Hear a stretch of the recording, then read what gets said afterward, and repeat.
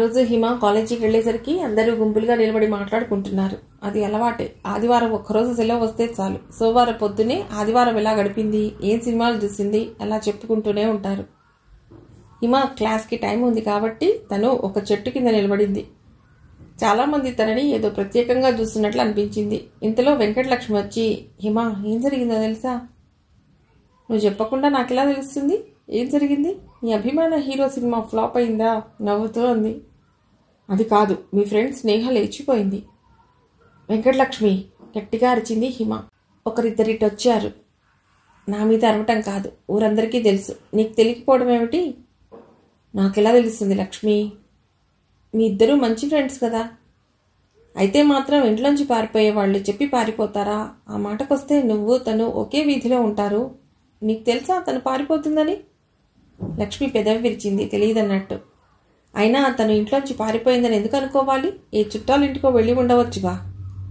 లేదు లేదు, ఇంట్లో చెప్పకుండా చుట్టాలింటికి పెడుతుందా? వాళ్ళ నాన్నగారు పోలీస్ రిపోర్ట్ ఇచ్చారని మా అన్నయ్య అన్నాడు.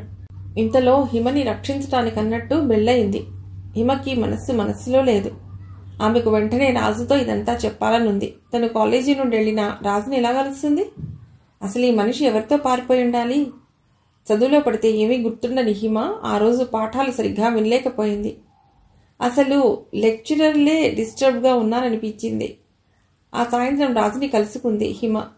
నీకొక విషయం చెప్పాలి అంది. స్నేహ విషయమేనా? అవును. నీకెలా తెలిసింది? ఎప్పుడు తెలిసింది? పొద్దునే తెలిసింది. మా అబ్బాయిలకి ఏముంది, ఇలాంటివి ముందే తెలుసుకుంటారు. తను వాళ్ళ ఇంటి పక్కనే గల మెకానిక్తో పారిపోయిందని చెప్పుకుంటున్నారు. రాజు, వాళ్ళ ఇంటికి వెళ్ళి పలకరించొద్దామా? నిజానికి మనం వెళ్ళాలి. వెడితే మరింత బాధ పెట్టిన వాళ్ళం అవుతామేమో. మన ముగ్గురం ఇంత స్నేహితులమైనందుకు వాళ్ళని చూడవలసిన బాధ్యత మన మీద ఉంది. ఇద్దరూ స్నేహ ఇంటికి బయలుదేరారు. దారిలో అన్నాడు రాజు, మా కాలేజీలో స్నేహ గురించి వ్యంగ్యంగా మాట్లాడుతుంటే వాళ్ళని ఆపలేక, నేను వినలేక చాలా బాధపడ్డాను. ఒక్క లెసన్ చెవికెక్కలేదు. నిజమే, మనం ఇంత స్నేహితులం, మనతో ఒక్క మాట చెప్పకూడదు. పైగా ఆ రోజు తన ఇంటికి వచ్చినందుకు మనని కేకలేసింది. తన విషయం కనిపెడతామని కావచ్చు. శ్రీధర్ ఎలా తట్టుకుంటాడో. అసలు తనకి తెలియజేశారో లేదో. ఇద్దరూ స్నేహ ఇంటికి చేరుకున్నారు. వాళ్ళింట్లో చాలామంది బంధువులు ఉన్నారు. ఈమెకి రాజుకి కాస్త బెదురు కలిగింది. ఇంకొకరిని ఓదార్చే వయసు కాదు వాళ్ళది. బంధువులున్నారని తెలిస్తే రాకపోదురు. ఇక్కడి దాకా వచ్చాక తప్పేదేముంది? రాజు, వచ్చావా? మీ స్నేహితురాలు ఏం చేసిందో చూసావా? స్నేహ తండ్రి అన్నారు. స్నేహితులా? అయితే వీళ్ళకి తెలిసే ఉంటుంది. అది ఎక్కడికి పోతుంది? ఒక ఆయన అన్నాడు. మాకేం తెలియదండి. తెలిస్తే వెళ్ళనిచ్చేవాళ్ళం కాదు. ఇంకొక ఆయన ఏదో అనబోయాడు. బాబాయ్, పోయిన దాని గురించి వీళ్ళని ఎందుకు మాటలంటావు? మేడ మీద నుంచి వస్తూ శ్రీధర్ అన్నాడు. అతన్ని చూడగానే హిమారాజుల మనస్సులు బరివెక్కాయి. మీరిద్దరూ పైకి రండి. శ్రీధర్ పిలవటంతో ఇద్దరూ మేడ మీదికి వెళ్లారు. స్నేహ ఇలా చేస్తుందని మనకెవరికీ తెలియదు. మీకు కూడా తెలియదని నాకు తెలుసు. వాళ్ళన్న మాటలకు బాధపడకండి, ఓదార్పుగా అన్నాడు శ్రీధర్. కాస్త తేరుకున్నట్టు అయ్యారు హిమారాజు. ఎంతైనా అతడు వీళ్ళకంటే పెద్దవాడు.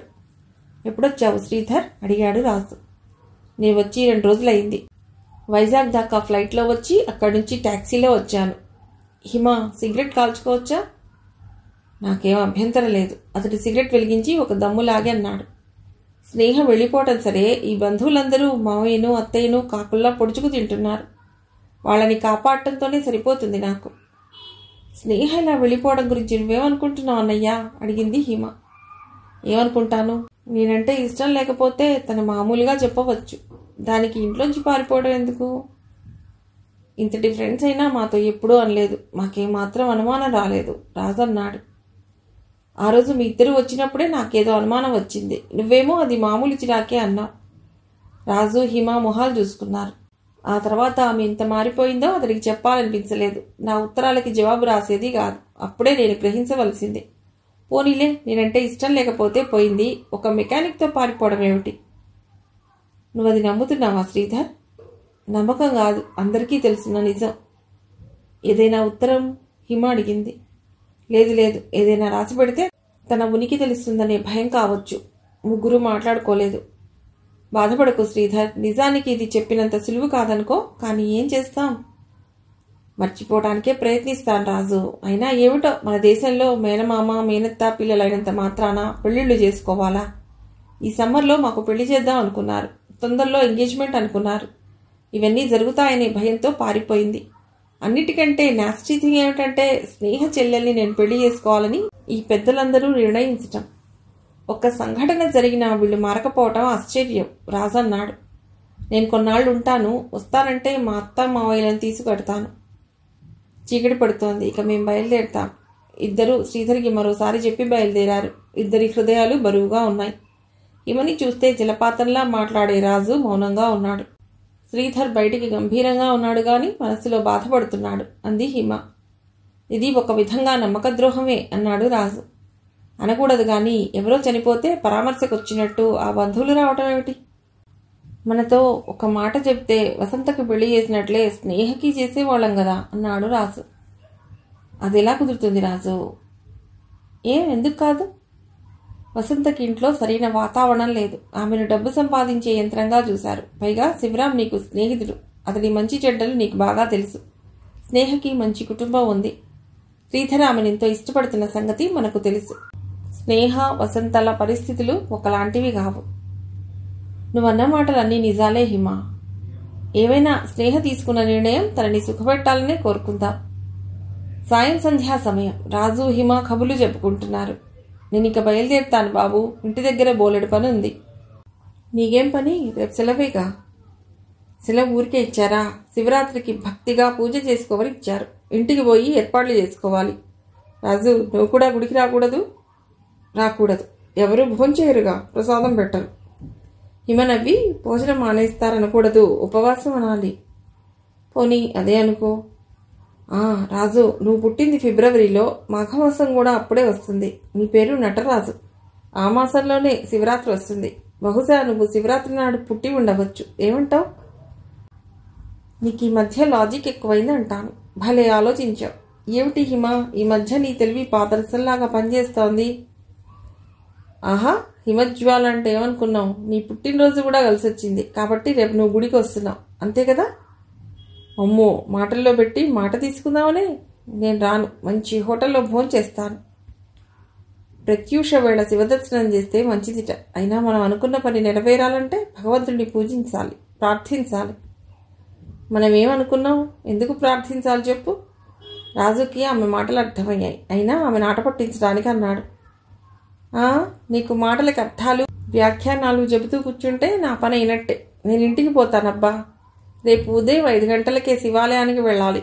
హిమ ఇంటికి వచ్చేసరికి గోపి హాల్లో కూర్చుని పేపర్ చదువుతున్నాడు. ఎంతసేపు అయింది గోపి వచ్చి? ఓ అరగంట అయింది. రేపు పొద్దున్నే శివాలయానికి వెడుతున్నాంగా. ఆహా, ఇంకా నాకు దేవుడు భక్తి మిగిలిన్నాయి. ఏమీ లేనిది ఆ పెద్ద మనిషికి అంది హిమ కాస్త కోపంగా. ఎవరా పెద్ద మనిషి? రాజేనా? ఏమిటి గోపి నెమ్మది. ఇంతలో భూలోక కాఫీ పట్టుకొచ్చింది. చిన్నయ్యను పిలు భూలోక, పళ్ళు కొబ్బరికాయలు తెప్పించాలి. అవన్నీ గోపిగారు ఎప్పుడో తెప్పించారండి.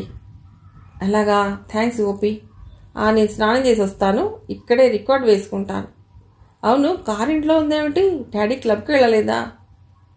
నీకు తెలియదు కదూ, అంకుల్ వైజాగ్ వెళ్ళారు పాండురంగం గారి కారులో. అలాగా, అయితే మనం కారులోనే గుడికి వెళ్ళొచ్చు, చలిగాలి కొట్టకుండా అంది హిమ. కారు సంగతి సర్లే, తెల్లవారుజామున చన్నీళ్ల స్నానం చేయకు, నీకు పడదు.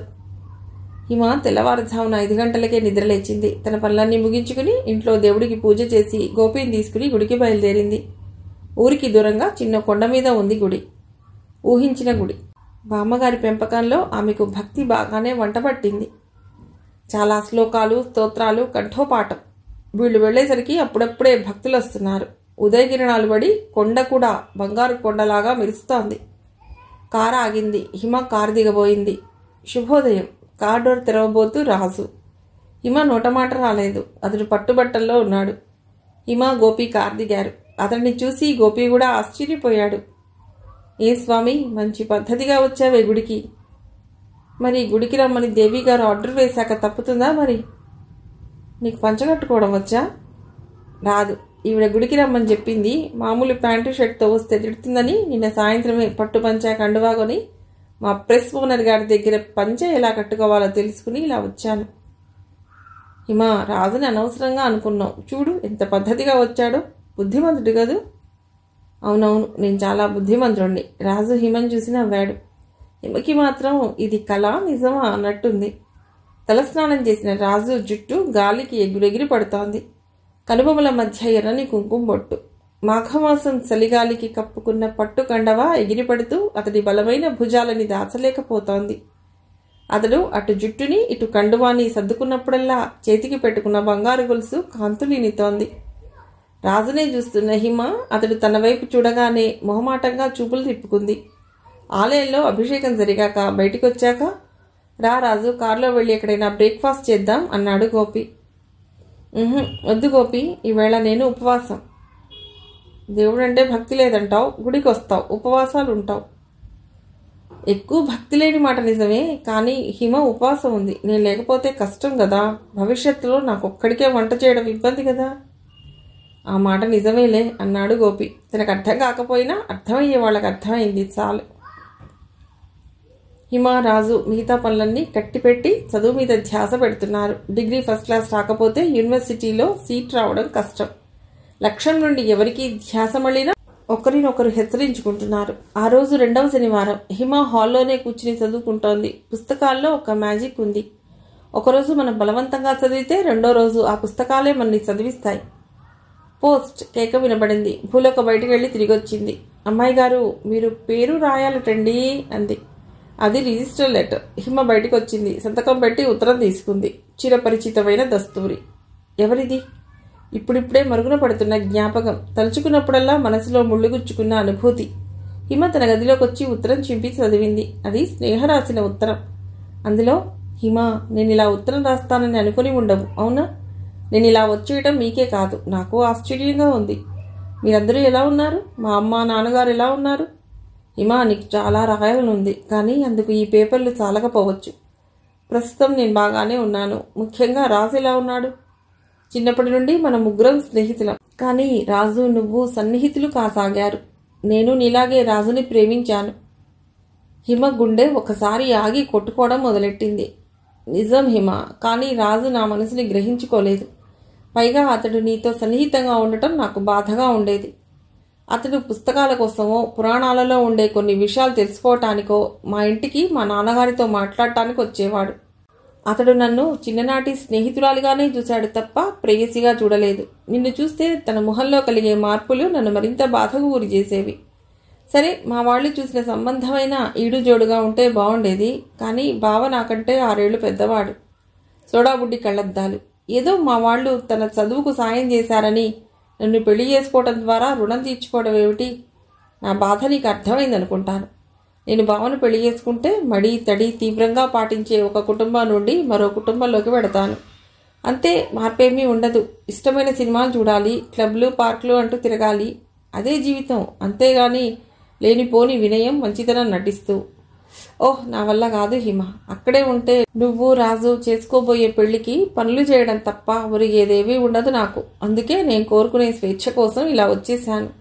నేను ఎక్కడ ఉన్నది చెప్పను. నా ఉనికిని ఏ విధంగానూ మీకు తెలియనివ్వను. ఉంటాను, స్నేహలత. ఈ ఉత్తరం రాజుకి చూపించాలా వద్దా? ఇప్పుడు ఈ సందేహం పట్టుకుంది హిమకి. చెప్పకపోతే స్నేహ రాసిన సంగతుల బరువు మోసుకు తిరిగే ఓపిక లేదు. ఆ సాయంత్రమే రాజుకి ఉత్తరం చూపించింది. ఉత్తరం చదివిన రాజు మొహం చిన్నబోయింది.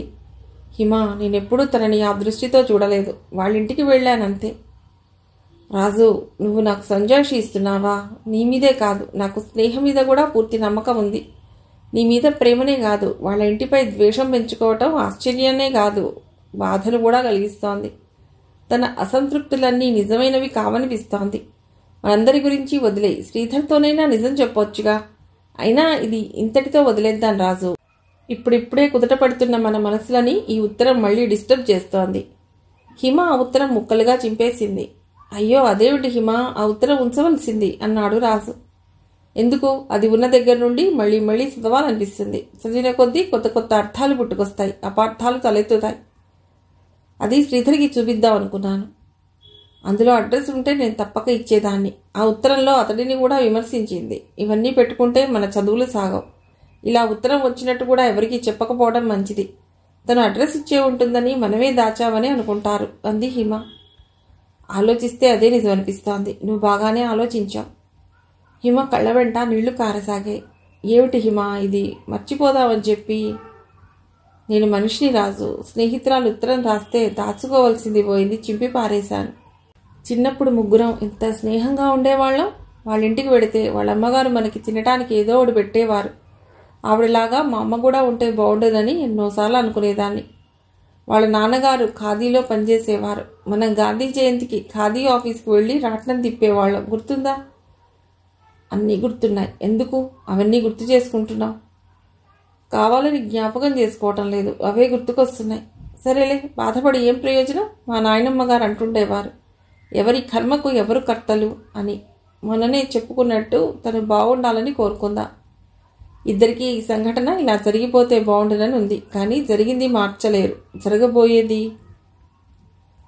అబ్బా, ఇన్నాళ్లకు మా ఇంటికి రావటం. హిమని ఆనందంగా ఆహ్వానించింది వసంత. ఎప్పటికప్పుడే రావాలని ప్రయత్నం వసంత, ఏదో పని, కాస్త బద్ధకం. ఈరోజు ఎలాగైనా మీ ఇంటికి రావాలని కాలేజీ నుండి తొందరగా బయలుదేరి వచ్చాను. రాజుని తీసుకురాలేకపోయావా? శివరాం ఊళ్ళో లేట కదా, తను ఉన్నప్పుడు ఈయన వస్తాడట. బాగానే ఉంది వసంత, కాసిని మంచిళ్ళు. నువ్వు వచ్చావన్న ఆనందంలో మంచిళ్ళు ఇవ్వాలన్న సంగతి మర్చిపోయాను. మీ ఇల్లు చూడొచ్చా? ఆహా, తప్పకుండా. హిమా వసంతలు నిలబడ్డ గది ముందు గది. 2 గోద్రేజ్ కుర్చీలు, ఒక పక్కగా టేబుల్, గోడకు ఒక అల్మరా, అందులో ఏవో కొద్దిగా పుస్తకాలు. రెండో గది వాళ్ళ బెడ్రూమ్. డబుల్ కాట్, గోడకు అల్మెరా, పక్కగా స్టీల్ బీరువా. మూడో గది వంటిల్లు. ఇది నీ సామ్రాజ్యం అన్నమాట, అంది హిమ. చెప్పు, కాఫీయా టీయా అడిగింది వసంత. కాఫీ చాలు. ఇద్దరూ కాఫీ గ్లాసులు తీసుకుని ముందు గదిలో కుర్చీలో కూర్చున్నారు. అరే, కుట్టు మిషన్ కొన్నావే, మళ్ళీ కుడుతున్నావా?